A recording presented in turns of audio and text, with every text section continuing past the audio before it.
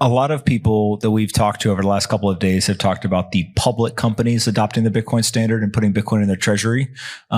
Strike is not only a great Bitcoin brand, it's not only a fast growing kind of user platform. You also have Bitcoin on your balance sheet, and you and I know each other well enough at this point that I'm pretty sure every time you make a decision, it is denominated in Bitcoin, including like, what do I eat for lunch today?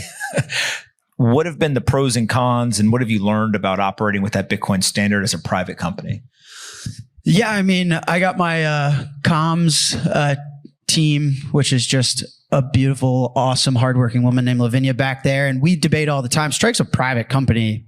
And so people don't know, but I would assume it's one of the most profitable Bitcoin companies in the world. I mean, we operate well over 85% gross profit margins. We've got some of the highest EBITDA margins in the world, even in the public markets. So we are a business that is like MicroStrategy. We're just in the private sector, but we sweep all of our cash flows into Bitcoin. We hold the minimum amount of cash reasonable as a business. As a person, as an individual, I own $0 US. And so it changes everything in a really fundamental principled way, because as a company, listen, if the cost of capital is the dollar, it's effectively zero. And you've got excess amounts of venture and people willing to just throw cash at you. And it's very hard to make decisions.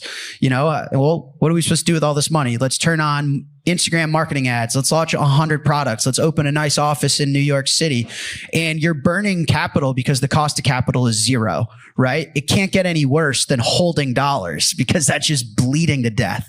So you might as well just punt on whatever. This employee has a cool idea. Yeah, go work on it. All of a sudden,